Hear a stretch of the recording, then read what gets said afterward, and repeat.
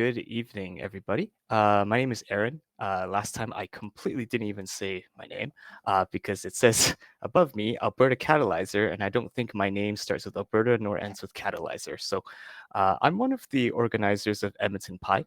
Because it's virtual, we've also teamed up with um, the PyYYC, so the Calgary Python community, as well as PyData Calgary.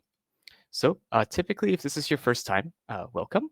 And typically, we start with some slides, going over a couple articles, also showing, um, a couple links here. So first off, we have, uh, I just want to shout out the Calgary websites here. So the YYC websites. So PyYYC has an archive of their own presentations going way back to 2012.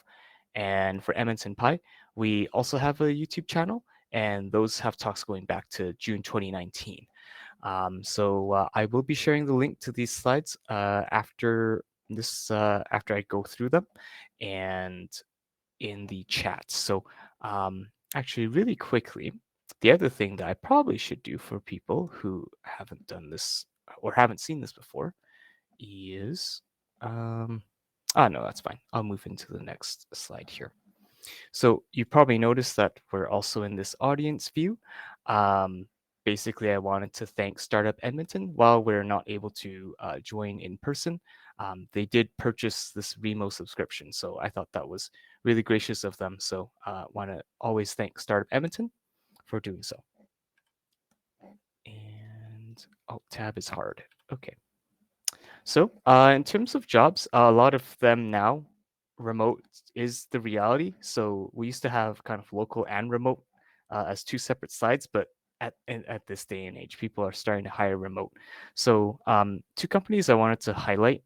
First one is Muckrack. They're looking for a senior backend engineer as well as a platform engineer. They are a PR/communications software as a service platform, and their tech stack is Python, and specifically Django, and they use a bunch of other different technologies. But when you look at their job postings, and again, I will share the slide links to the slides momentarily, you'll be able to see that they're looking for a bunch of complementary skills, but they do focus quite a bit with Python and Django. CodeCov is also got a posting for an internship, and who are CodeCov? They specialize in a service that helps developers maintain code coverage, and that might sound really simple, but there's a ton that goes into kind of the infrastructure and promoting code coverage and software quality. It's not necessarily about getting that 100% code coverage. It's more about the value of having good coverage and good tests and having that testing mentality. Well, CodeCov has the internship, so I invite you to look there. They also, I believe, are looking for people with Python skills. And definitely, there are so many other postings out there. I wanted to highlight three other websites. HN Hiring is quite interesting. Basically, Hacker News, every month there is a who is hiring thread, but I do find navigating Hacker News to be a little bit laborious if you're trying to look for a job. So someone created a scraper and has built it in such a way that it's much easier to search. As well, if you found us out from other means, you can also visit. We have a Slack under the Dev Edmonton Society, and underneath that there's a channel called Opportunities. So that's where employers post job postings on a regular basis, and sometimes we also see people advertise their skills as well. So I invite all of us to, if you're not already in there, join the Dev Edmonton Slack. And once again, I will share the slides, links to the slides after this. All right. In terms of news and articles, Python 3.10.5 is now available. So this one is quite important because there were over 230 bug fixes and documentation updates. I didn't check if that meant like since the last patch release, so 3.10.4. Regardless, always good to, if you can, upgrade to the latest stable. I myself from going from Python 3.9 to 3.10. One of my favorite new things with 3.10 is PEP 604. That one allows you to basically type your union types using the vertical character. So you can kind of go X vertical character Y instead of having to wrap it all inside of basically like a union class constructor, so to speak. So to me, I thought that syntactical sugar was reason enough to upgrade to 3.10. PyCon US 2022. So I was surprised, but also happy to see that they were able to host PyCon US in person. At the same time, they did facilitate this in a hybrid way, and they have made their videos on demand available on YouTube. So PyCon is just known as, at least for me, the meetup, and they do have conferences in major countries, but PyCon US for being so geographically located to them, that's the one I like to take a look at, and they have really good keynote speakers. So moving on to a podcast. Last month, we had a really great presentation from Hadi, where he was able to show how to deploy something called Streamlit, which is a front end framework for surfacing data science dashboards. So you can say goodbye to having to put everything in a Jupyter notebook.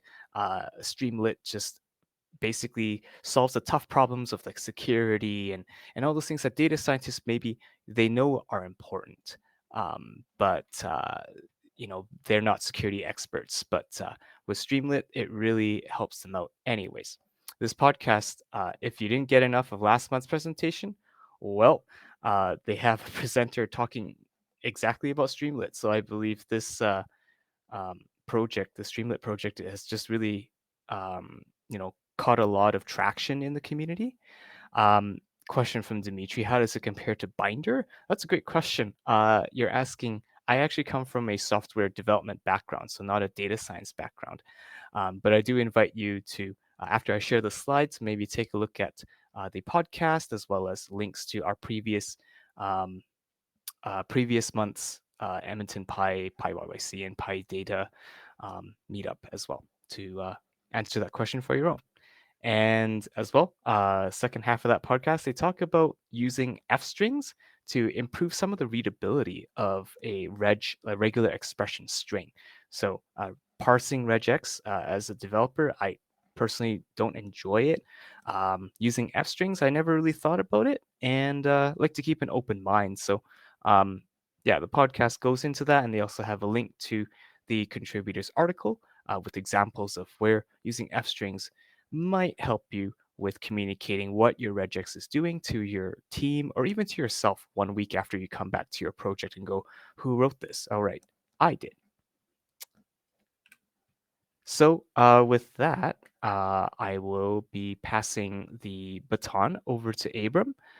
Tonight, he'll be presenting something that you know what, when I was just talking with a fellow student and when I was in a similar class, I didn't ever think that we would ever be running Python in the web browser, but here we are. And so I'm excited for Abram to tell us more about Pyodide. Yeah, I actually don't know anything about this, but I do know of things like WebAssembly. Um, Anyways, if you do have questions, as Dimitri has done for me, totally not on cue, by the way. Thank you. That was a natural question. Excellent. Please post your questions in Remo. Now, in order to allow for Abram to continue with the presentation, if Abram doesn't stop, doesn't have checkpoints in the presentation, that's okay. We'll keep your answers in a queue and we'll answer them to our best ability at the end of the presentation. Okay. Well, with that, I'm going to try to figure out how to stop sharing the screen. Oh, right. I think I hid that, and then I will pass it on to Abram. Take it away. Thank you, Aaron. All right. Make sure you're recording. Okay. So we're going to talk about Pyodide.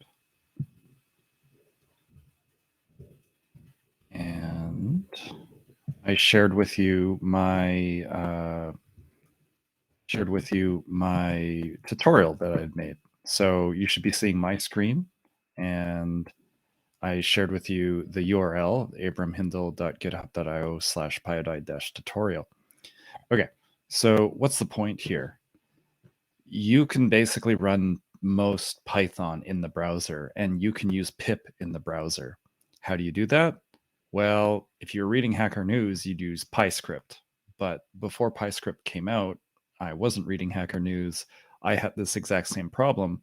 I wanted to run a command line Python program in the browser. And I thought maybe I can just, use a Linux VM running in the browser, something like that.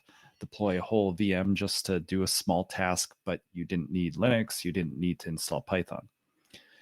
That didn't quite work out. So I started looking at how to put Python in the browser, and I found this project called Pyodide. And Pyodide is really neat. Essentially, all right, hide that. Essentially, what Pyodide did is they basically compiled the Python virtual machine, Python executable, using WASM and Emscripten. And then once they had a working Python kernel working in the browser, they then used micropip to enable these your various pip modules, your PyPy modules to run within the browser, which is pretty amazing. So, I can just show you a web page, but I can also show you Python actually running in the browser. So this is Python, and this is the browser. I can do stuff like import sys, and I can do dir on sys, and I can ask for maybe its version, maybe not that.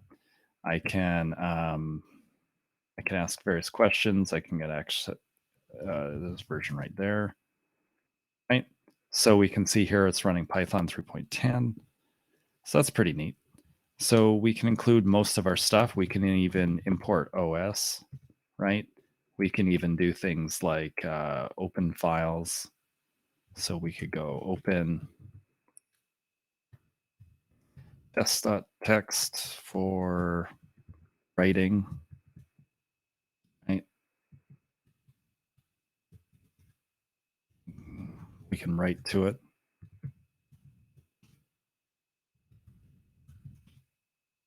And then we can open it for reading. And we've basically made files, and the files exist kind of just floating around in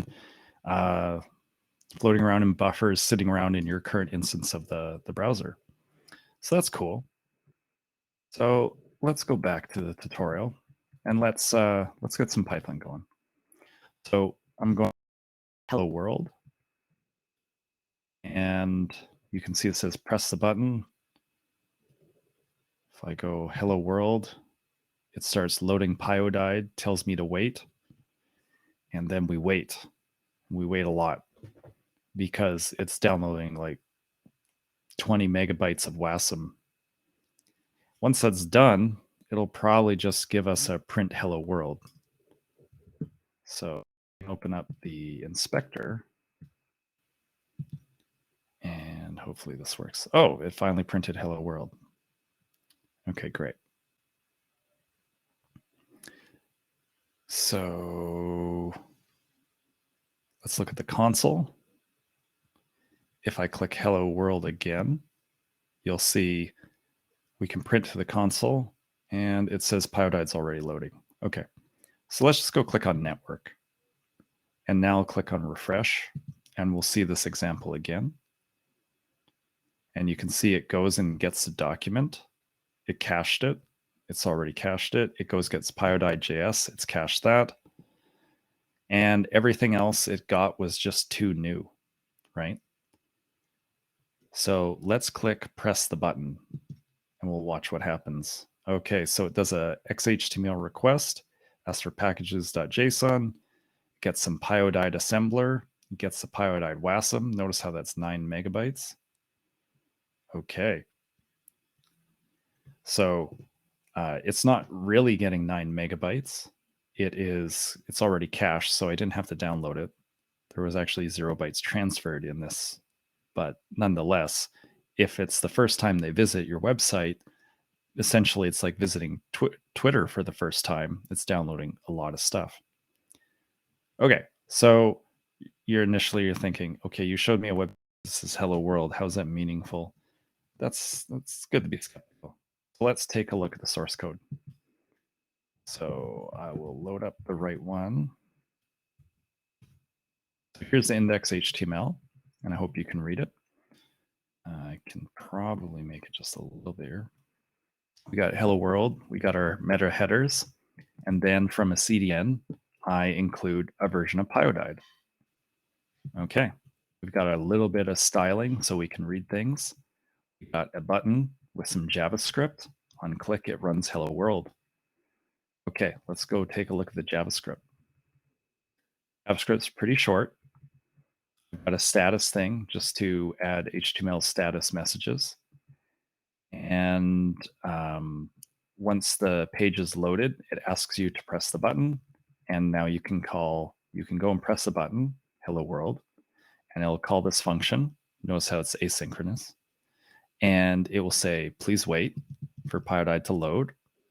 And it will block and wait for Pyodide to load. So this load Pyodide is from this JavaScript file, and it will download all the WASM you need to get Pyodide working. So at this point, once this resolves and you have Pyodide module, you can now run Python in it. So here I am running some Python that's really poorly quoted. It just says hello world, and you'll notice that it is a quoted space, the dot operator, join, and then a list that has hello and world in it. So it's doing a little bit of code, but it's not printing anything. It's just returning it as the last value that it's running. And I'm console logging it, and I'm also printing the status. Okay, so that's our first little bit of Python running in the browser. And that's frankly amazing. And to get there, we need at least 9 megabytes of WASM. So I'm going to go and check to see if there's any questions yet. 17 megabytes. Okay. There are, so one person's talked about Anvil. There are a lot of other opportunities. You can have a pure JavaScript Python. There is running like a virtual machine in the browser. There's other choices. Next question is, what about packages from pip? If a package is pure Python and its dependency Python, then it should work. If a package has files in its package, it will still work. Packages that rely on C libraries, things like that, they might not work. If you rely on NumPy, it'll work because the Pyodide project explicitly wanted Jupyter notebooks to work with Pyodide. So they WASM compiled a bunch of common Python C modules.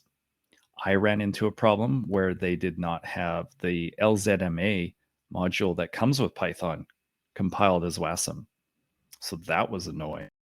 And so I had to not use LZMA compression, which was disappointing. So many packages work and many don't. Can Pyodide directly modify the DOM? Yes. So what Pyodide really is it's like all WASM programs in the browser. It is a WASM kernel and JavaScript wrapping it. So JavaScript has to interact with that. And what Pyodide provides is another API that you can interact with JavaScript from Pyodide. So you can manipulate the DOM. You can do pure Python kind of web pages where all the web page code, all the JavaScript that you normally do, you've now got a Python version of it and Python analogs. So you can modify the DOM in Python, which is pretty neat. I haven't tried it that much. Okay, I'm going back to the example.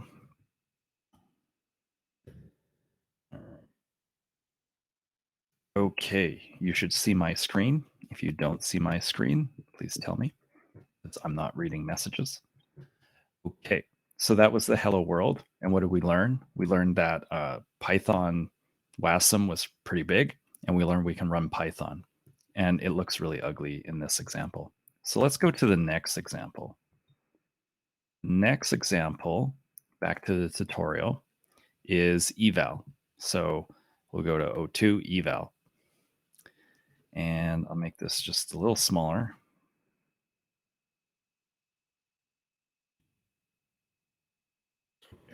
So here's this raw code, and you get to write what you want. We're importing system, we're making a list, and we're appending version, byte order, and copyright. So I'm going to click eval, and we can see that indeed I have the copyright statements, I've got the version, and I've got the byte order. So version, there's a copyright statement, or no, there's a version, this whole thing. And then here is the byte order. It's little endian.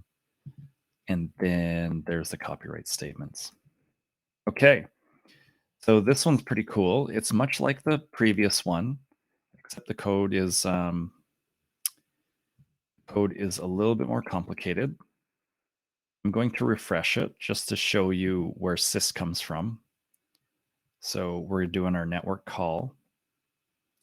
It went and got Pyodide JavaScript. It got it downloaded the interpreter. Okay, now we're ready to go. I click eval. Oh, it's not done yet. Loading Pyodide, please wait.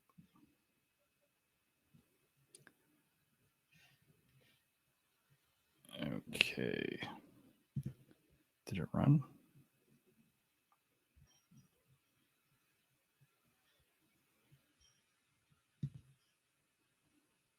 Okay, Pyodide loaded. I'll click eval.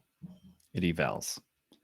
And you can see that it even downloads a distutils.tar. So it is expecting to do pip things. We'll go to the and you can see it printed to the console. And go check the messages because I thought I heard something.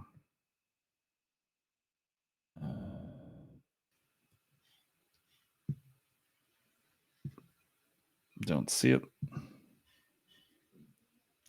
Okay. Just give me 1 sec.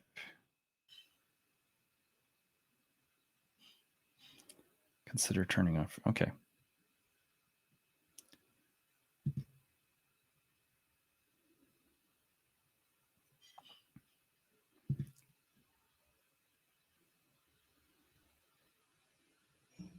All right.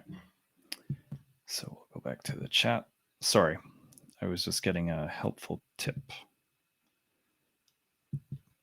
But that allowed for people to ask questions. Gotta plug in JS to Pi and have Pyodide run JavaScript again. Oh my goodness. That is.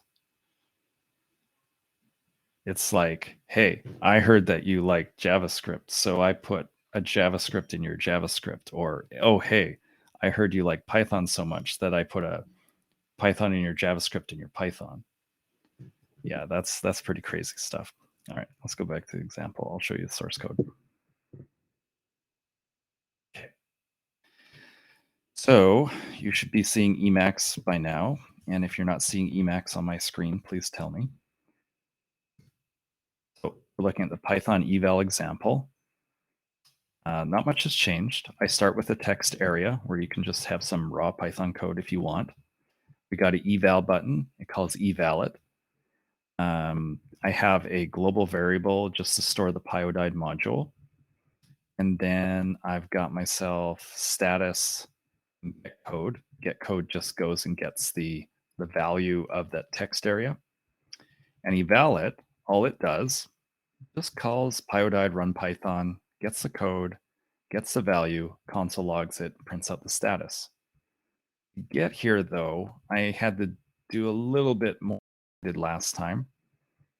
I loaded Pyodide, but I did not use the I didn't use async and await. Instead, I loaded it using promises.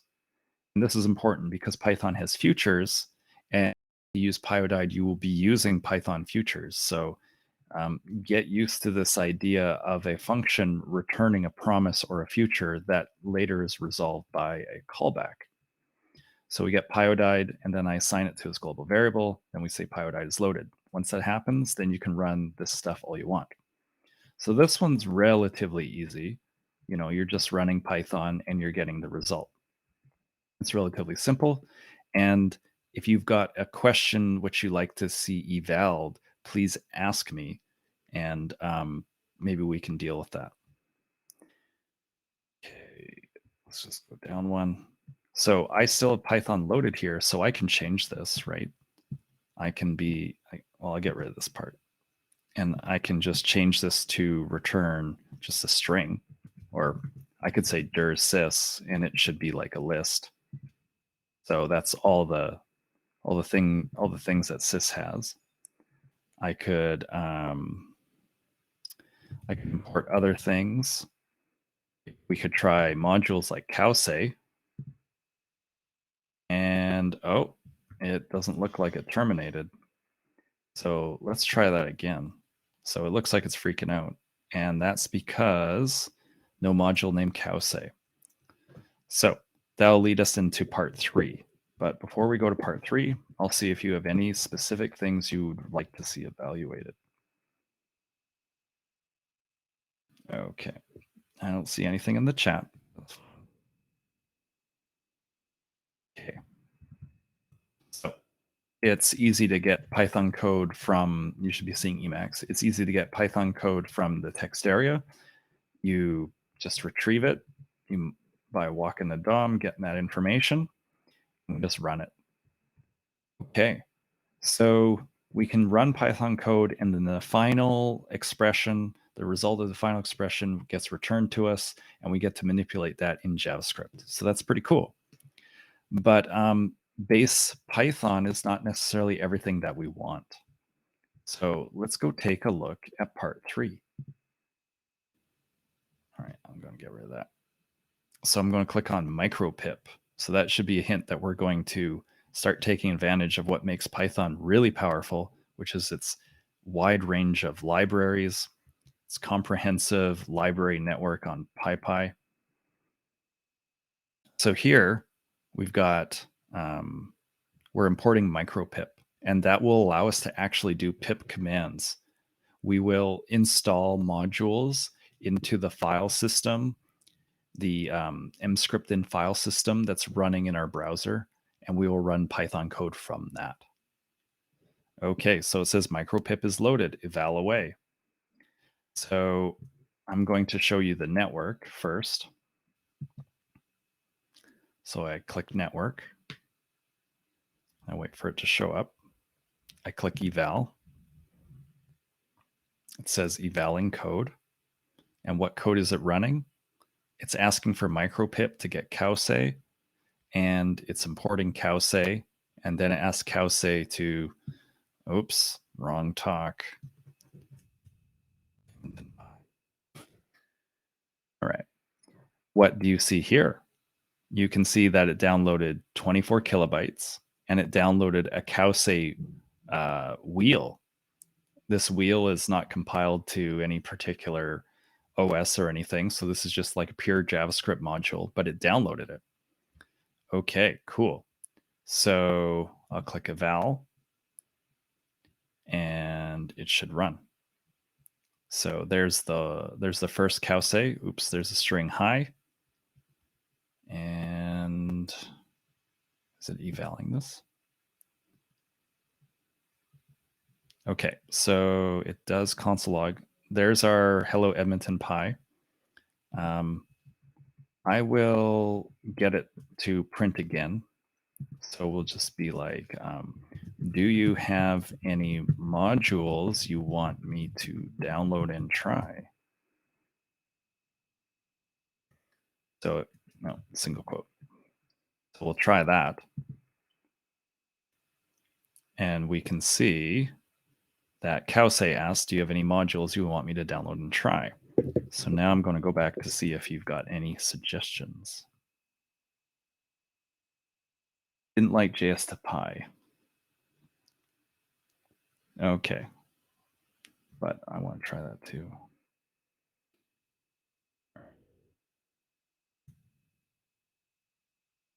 You should be able to see my screen, and I'm going to try JS to Py and import JS to Py. And we'll just dir JS to Py. See if that worked. Evaling code. Does it work? Yeah. Oh. Couldn't find a pure Python reel for PyJS parser. Yeah. So I guess PyJS parser doesn't have a pure Python version of it, so we can't import it. So that's too bad. I'll go check for one more module suggestion. Anti-gravity, XML, pandas. Okay, I'll try all three.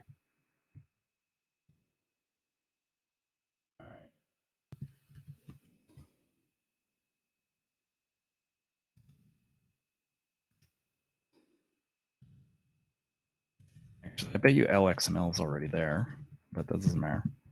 Pandas and anti-gravity. Hopefully no one's telling me to install malware, but whatever.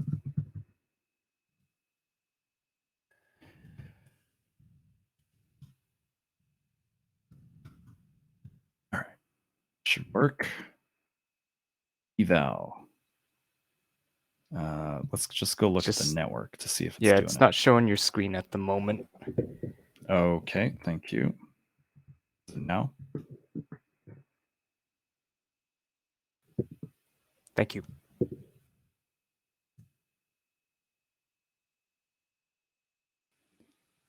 Okay.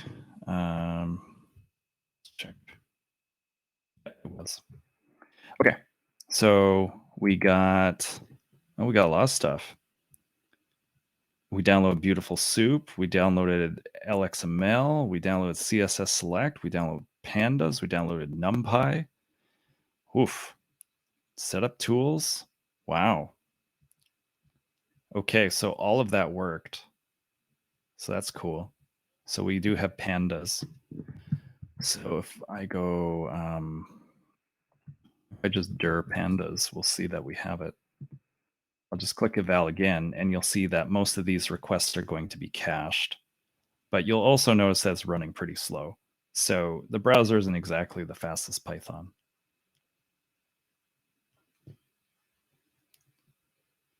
Let's see, what are we doing? Maybe it got, I'll check the console. Maybe I didn't make this thing run reentrantly.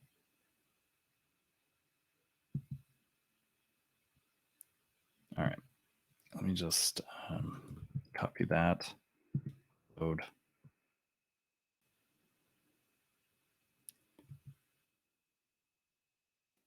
Okay, so loading Pyodide, please wait.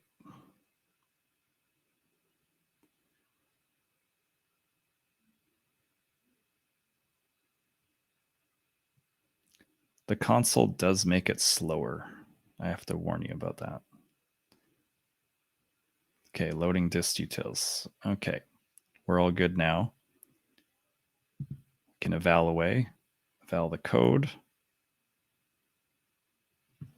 And now it'll be dealing with the cache stuff. If I click, oh, loaded everything. Still evaling code.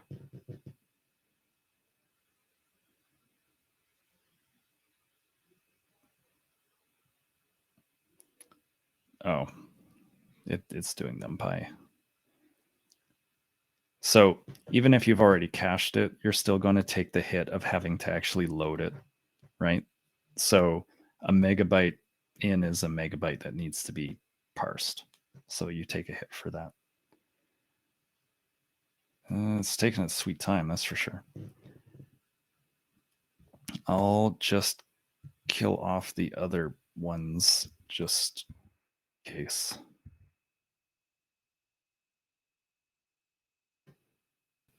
All right. Oh, freaked out about something. The wheel for anti-gravity. Oh, didn't like that. Okay. So I can speed this up real quick by not installing those two. We'll give it one more shot. See if this works.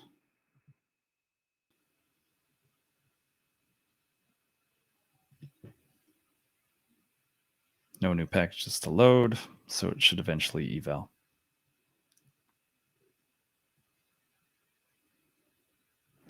So one way to get your own code into the browser is to publish it on PyPy and make a platform non-specific wheel.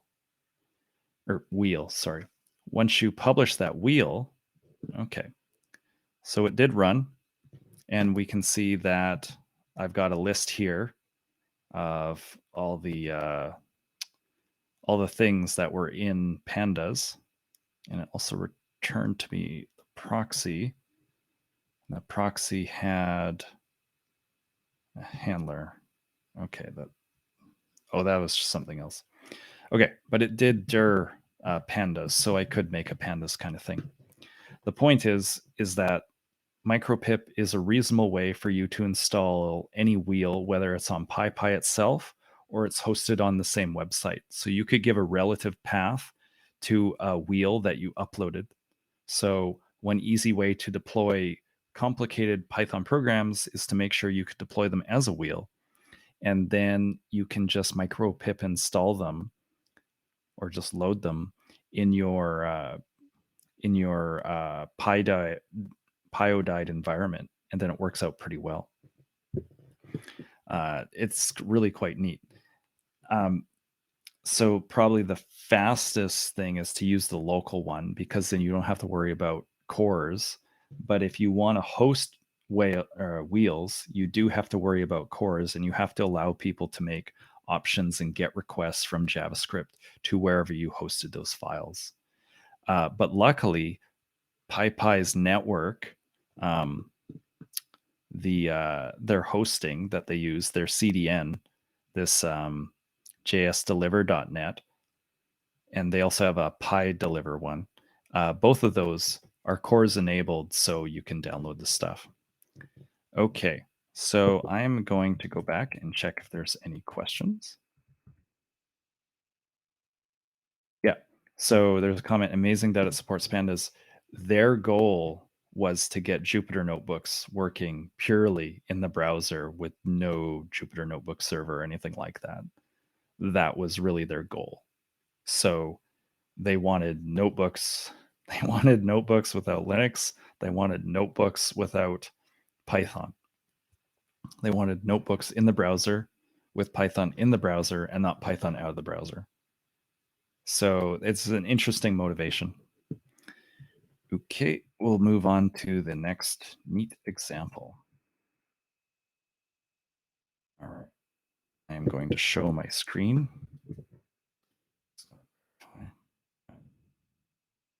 Now we're going to look at loading scripts.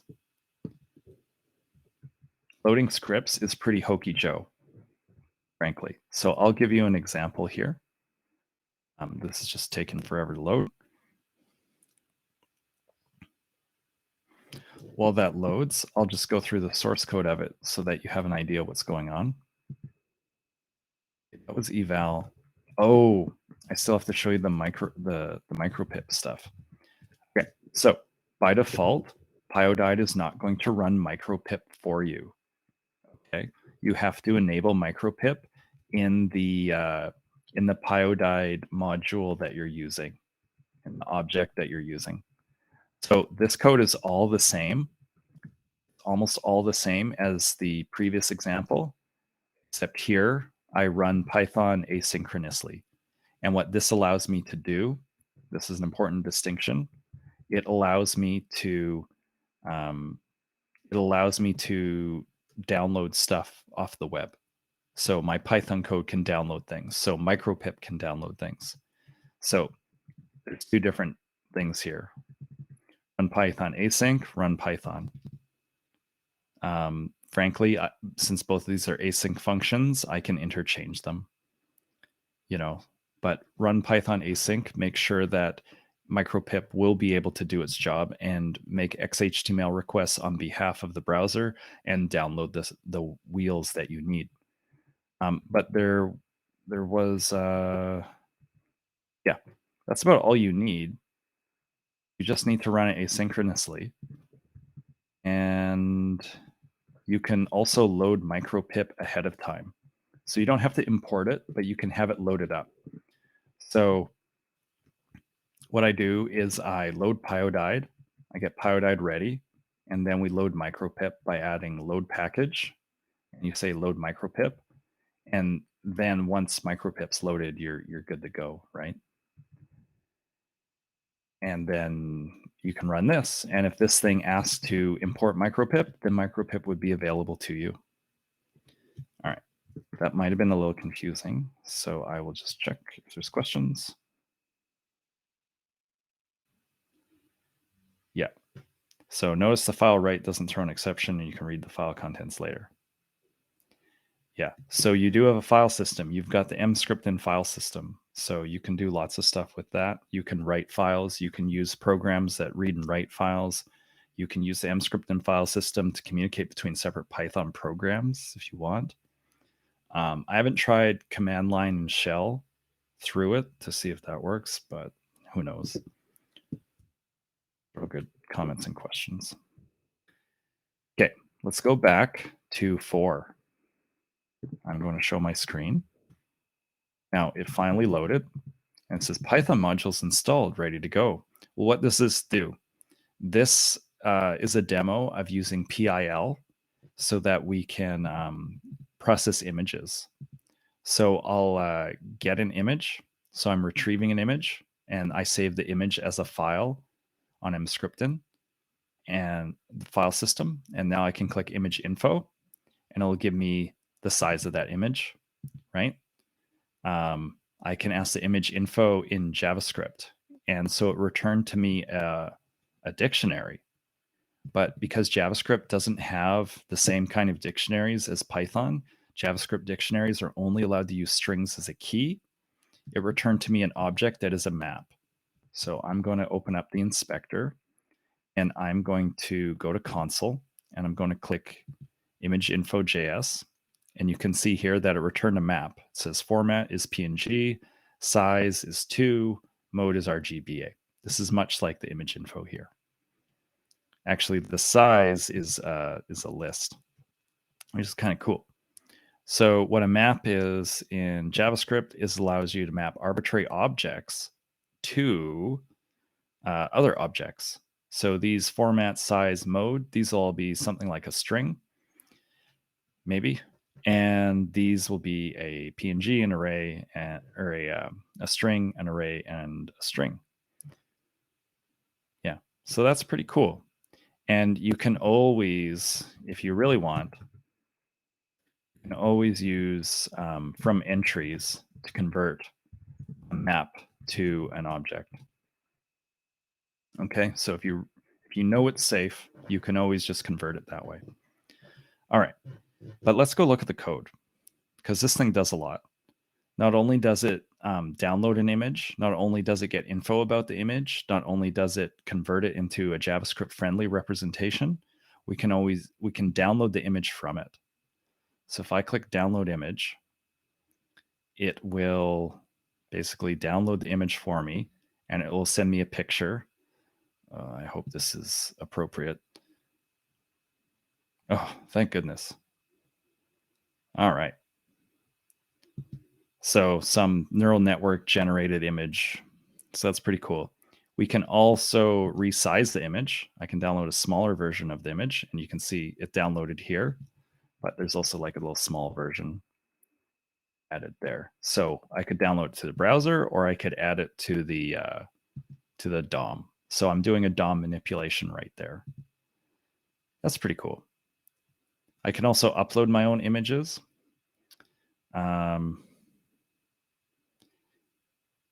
Yeah, so I can do that, and I think I will. I'll go Control Shift print screen, and I'll take an image of that. And I'll go Shift print screen, take an image of that. Or maybe just print screen. Okay, and then I can upload an image. Go recent. That doesn't look recent. Okay, whatever. I'll just upload. Okay, that one looks recent. So I've now uploaded a new image. I can get image info, and I can download a small version of the image. And you can see that it is a different version of the image. Okay, I will briefly check questions, and then we'll go and look at the source code, because this one is far more interesting. All right, so my chroma key is breaking apart. That's fine. There's a question. Might be an emscripting question, but when you read and write files, where does it go? Does it reside in browser memory, or are you actually interacting with your computer's file system? Great question. Very important to know, because you're not touching the browsers. You're not touching your computer's file system at all. It is all in browser. And I do not believe that, man, this chroma key is really not working. I don't believe that that it saves it in any way. So it's just a temporary buffer in the browser, and all your wheels are installed there, so you can access all the wheels that you've installed. They're all kind of, I think they're installed almost at the nearly the root, and you can save files right to the root if you want. So in-memory file system, and you can write anywhere, and your wheels are installed there too. So you can, if you have a wheel that has local data, like files added to that wheel, that's not Python code, you can access with distutils, you can get the path to it and access those files. So if you use distutil, you can basically figure out where your data files are. So you can have a wheel that has a database in it. All right. There's another question. It'll probably get answered in source code, but you referred to pill. Is Pillow still live? Can it be installed with micropip? Yeah, I'm using that Python image library, which I think is Pillow, and it still works. All right, so 2 good questions. I will go back and we will go through the source code of example 4. Okay.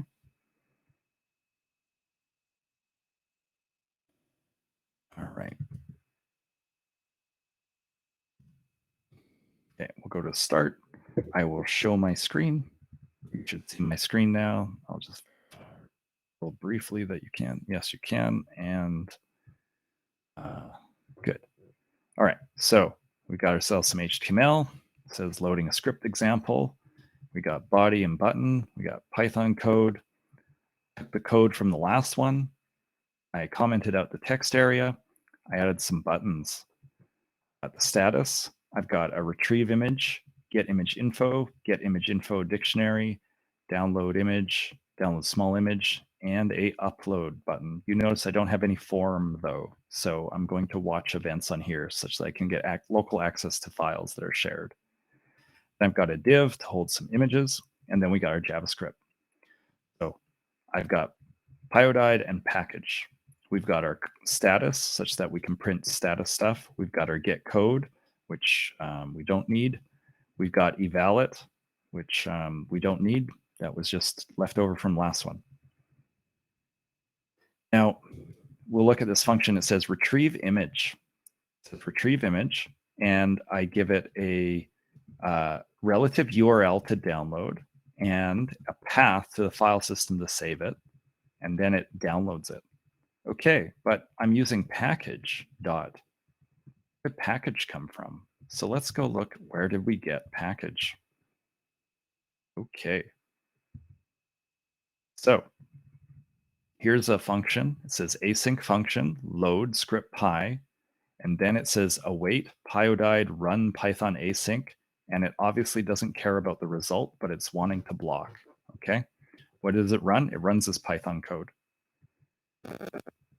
And it says from Pyodide, HTTP, import PyFetch. So this is going to be an XML HTTP request, and it's going to download script.py, and it's going to get it as a response.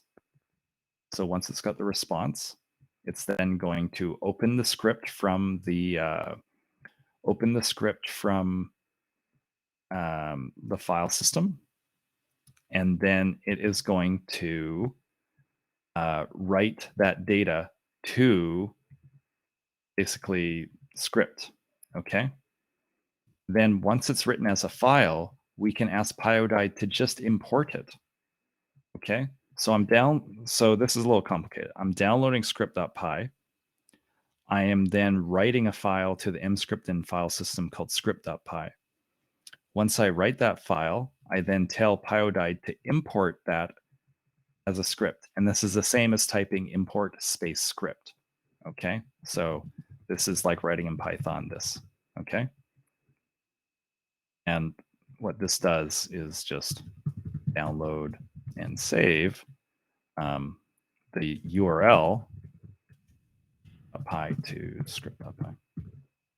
Okay. So it imports it. And then once it's ready, we ask the package, we've imported script, and script now has a shortcut. In JavaScript, we now have package to recognize the module that we imported. So not only does this run import, but it also gives us a JavaScript handle for that module, for that Python module. So now we've got a Python module represented a local variable in JavaScript. Okay. And then we can call methods on it. Install deps is a method in the script. So I will go and open up script.py right now. Okay. So here's script.py. It's just a Python script. It says booting up Python, import built-ins, import micropipt, import to JS from Pyodide. So Pyodide has its own its own Python API. And then the first thing we called was install dependencies. And we did setup tools. And this was stolen from other code that I had written. So you can give it like a URL to a wheel for micropip, or you can just give it a PyPy name. So here we're installing pillow, and then we import pill, and we're done our dependencies. So that's pretty cool. Okay, but another weird thing you got to watch out for. Notice how I call this an async. Why is it an async? Well, because it will return a future. So I have to deal with it as a future. Okay. And we need to do it because micropip is going to do XML HTTP requests on our behalf. And that will require it to basically be a promise or a future. Okay. So the next function is get binary URL.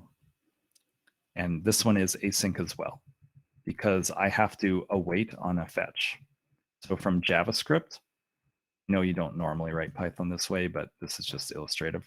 So from JavaScript, I import fetch, and then I call fetch on that URL, a response. And as a response, I ask for an array buffer of it, a JS array buffer.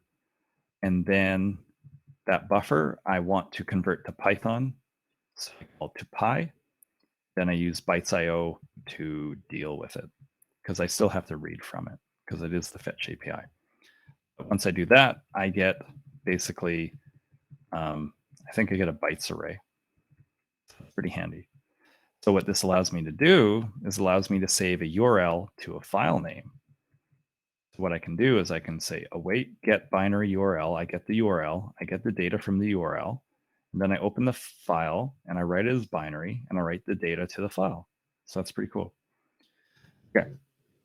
So you can see save binary URL, get binary URL, install deps. Let's go back to the JavaScript. So let's look for binary URL. So here in retrieve image, I call the package, and I just call that function in the package, save binary URL, and I get to call Python directly from JavaScript. So I can treat Python modules as an object in JavaScript that I can call. I can treat it as a JavaScript module. All right, I'm going to go take a look if there's questions. So questions, and my chroma key is getting worse, which is fine. All right, I'm going to show my screen again. All right. So in the demo, I've got image info and image info.js. So let's go take a look at those. Image info calls get image info, which calls packages get image info, and get image info dict calls get image info dict, which returns a dictionary. But really, it's a map object because Python dictionaries cannot be JavaScript objects. Only a subset of Python dictionaries can be JavaScript objects. So let's go back to script.py and take a look at get image info. Get image info. Okay, so we get the picture's file name. We ask for PIL to open it as an image. We get an image object, and then I just return an F string composed of the format, size, and mode. And we'll just review that. I'll go click image info, format, size, and mode. Okay. And how does get image info dict differ from it? Well, instead of returning a string, I return a dictionary. Okay. And the dictionary has string keys, but various kinds of values. And in order to return it to JavaScript in a successful manner that's meaningful, I call to.js. Where was to.js from? To.js was from Pyodide, and to.js tries to intelligently wrap up your object such that JavaScript can consume it. So let's just go back. So let's go get image info. It says it's an object map. This is a normal string representation of an object, but we also console log the map, and we can see that the map is here. So in here, if I go package get image info dict, I get a map where it complains about it. One argument. Oh, I need a file name. I think it was tech.png. Yeah, all right. So if that map is too annoying for me to use, I can always try give me the entries. Object to entries. Object to object from, oh, it's from entries. Okay. See, and then I get an object with all those things. So that's pretty fun. So to.js is how you're going to start interacting with JavaScript there and back from Python, and probably vice versa. Just check for questions. No questions. Okay, let's carry on with the example. I will show the screen. Okay, the next thing up is download image. How do we send an image back to you? So if we go and look at the HTML, we have download image, and it gets it. We call package get file to basically read the bytes of this file, save it to this array, and then we download the array. What does download array do? Well, it does JavaScripty things. Download array does a terrible thing where it takes a array and a file name, it creates a blob, and from there it creates a data URL, and then because it's really hard to name a file and send it to you, the JavaScript hacky way is to make a temporary anchor tag that you click on. So these lines here makes an anchor tag, sets the URL, sets the download property, which will be the file name you download at it, adds it to the body, clicks the anchor tag, and then removes it from the body. which is, I don't know. I'm not super impressed by that. That should be easier to do. So that's download array in JavaScript. But let's go take a look at our get file in our script. So we'll go back to a script. We'll look for get file. And all it does is it calls file to buffer on file name. And what this one does is it recognizes that I have to communicate the file bytes to JavaScript somehow. So from the JavaScript module, I'll import uint8 array, and then I will read the bytes from the file name. And then I will basically copy those bytes into an array. So I'll read everything, and then I'll make a new array of the same size, and then I'll just copy the bytes, and then I'll return it. So that's a little convoluted, and I did need the JS module to do it. So yeah. Okay, and that allows you to send files, right? It also allows you to do stuff like you've got resize image. So here you got the image file, the width, the height, the output file. Allows us to do all of that. So I can save those files to disk, and then I can download it later. So let's go look what we do in the index HTML for the resizing of the image. So here's download small image, and we say which file to download, and we say make it smaller and write it to small.png.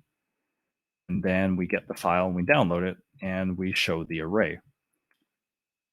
Showing the array as an image is a lot simpler than the other one. Instead of making an anchor tag, we make an image and we just set the URL, and the URL will be this blob. It'll be a data URL, so it can show it on the browser. So just to review, what am I talking about? When you click download small image, you can see there, it sent small.png, but it also added this image to the browser. So if I go, I think it's inspect. I'll just inspect it, I guess. It should be like a data URL. Yeah, you can see here it has a blob. And what the blob is basically like a fake in-memory URL for the data that is being shown there. So that's pretty cool. So what did I show here? How to download files from it, how to upload files from it, how to read files from the file system, write files to the file system, how to organize your Python code into a script and call that as a module. So that's probably the best way to do it. All right, so I'm just going to take a look if there's still any questions. Okay. Abstract the nastiness into yet another method. Boom, that's senior developer programming. Yeah, so really, I would say the Pyodide pattern would be a little JavaScript wrapper, a little Python version of the wrapper that talks to each other, and then a big honkin' pure Python module that you made that doesn't care about Pyodide or JavaScript. So that's probably the right way to do it. So download a wheel of your stuff, have a little wrapper in Python, have a little wrapper in JavaScript, and you're good to go. Yeah. Okay. So you're watching this presentation and you're thinking, that was all very interesting, but is it really useful? Like, why would you do it? It doesn't always seem motivational. So I did it because I took the Borderlands 3 save game editor for the video game Borderlands 3, and another game came out after that called Tiny Tina's Wonderland, which I really liked, and I wanted to manipulate the save files, make duplicates of the save files, get the items from the save files. And once I had done that, I basically made a fork of the BL3 CLI save edit program. So I had this Tiny Tina Wonderland CLI save edit program. I knew that most of the Wonderlands community doesn't have Python installed, doesn't have Linux. So if they wanted to use my stuff, they would have to do a lot of work. So what I did is I use Pyodide to basically put Tiny Tina Wonderland CLI save edit into the browser. And so I did, and it worked pretty good. So you could load up an example, and essentially all my Python code is just calling my command line modules or other Python to execute this. So what that's did is it loaded up a save file, and it tells you what the character classes of the character is, what level they're at, how much money they have, if they completed a playthrough, what missions they defeated, what items that they have, that kind of stuff. And so, because it was fundamentally a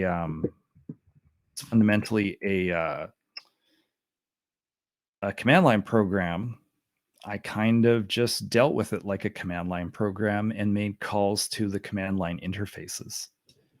So I can show you like the script that I wrote for it, script.py. Oh. All right, is this going to be big enough? All right, I'll load it up in the other one.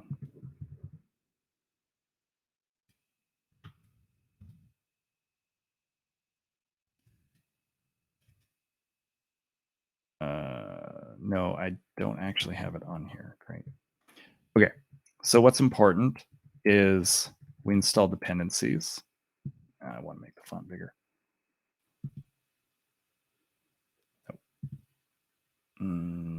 Sorry, just give me one sec. Preferences, fonts and colors.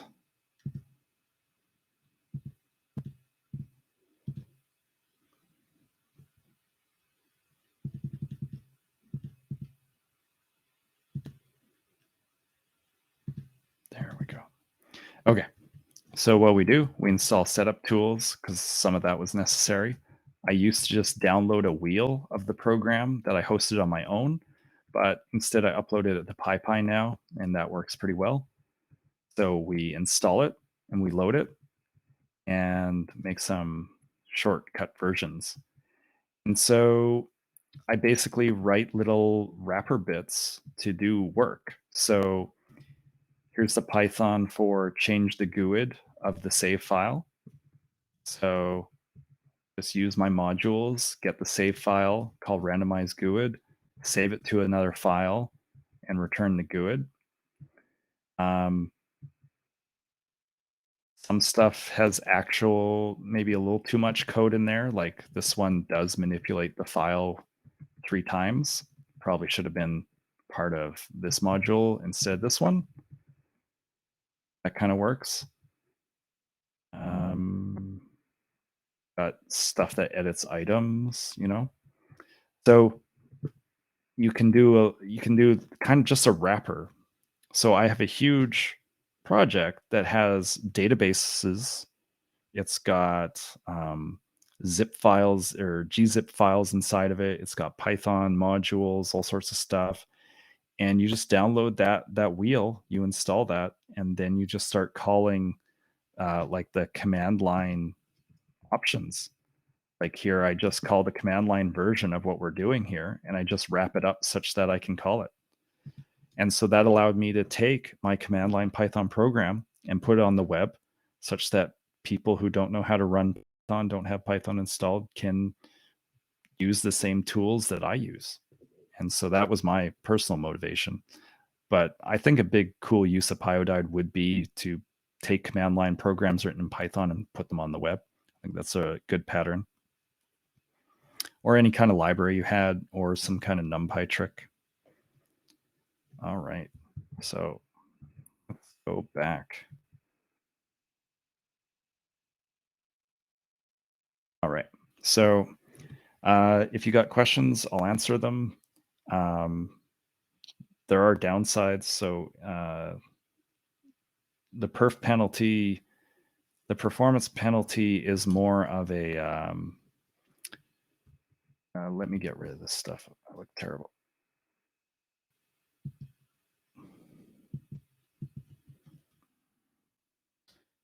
It's dumb too. The performance penalty is not that bad if they visit the website more than once. So this is kind of the Twitter view and things. Twitter is like, I don't know, like 10 to 20 megabytes, depending what you do. But once you visit Twitter again, most of that was totally cached. So most of your dependencies are totally cached. And if you use the CDN to deliver it, it should still stay cached. So it's a big hit at the start. It's less of a hit later. The IO hit is considerable. The IO in the browser is quite poor. So the more you download, the more you're going to wait. So there is that kind of problem. Other problems I ran into was things like LZMA, which is part of Python proper. It was not LZMA wasn't compiled for micropip, so I couldn't use it. How did I get around this? The files that were compressed using .xz, I just gzipped them. So I switched to gzip, and gzip was there.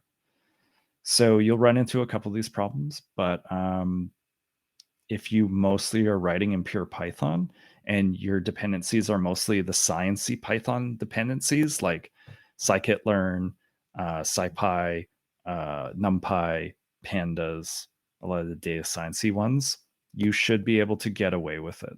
Some little parts of scipy in that rely on like a solver like Cplex or something like that, those won't work. But ones that stick to NumPy will work. So there's a lot of possibilities of this. The Hokey Joe stuff that I did, a lot of that is already in PyScript. So PyScript, they impose some more order on top of Pyodide. They use Pyodide completely, but they do impose a bit more order. So PyScript probably, I haven't looked too hard at it. PyScript probably provides things like send file to user instead of making the Hokicho anchor tag. They do that for you automatically, but you know. So if you're really interested, take a look at Pyodide or PyScript. Pyodide is a bit more bare bones, and PyScript relies on it. Yep. All right. Any other questions? I'm also willing to eval stuff, but you could also do it in the Pyodide REPL as well.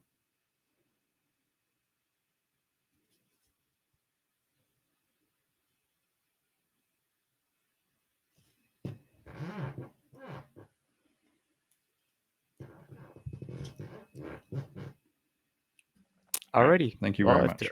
if there are no other questions, thank you, Abram. I just want to give a good round of applause there. Not sure whether or not I am impressed or terrified by what we have built. But regardless, It's really impressive to be able to just like download wheels, and it seems so wasteful. But when you realize the browser cache is there, and you realize what people do with Dockers, it's not that bad. No, and I think the motivation and the small tool, the fact that there was already effort and logic built into the save editor within Python, instead of having to rewrite it in JavaScript for the sake of running in a browser, this was a pretty good just sort of exercise to see how far you could get it to work without having to rewrite it also. And like you said, the caching, so there's already technologies that I didn't realize. Well, it works for web.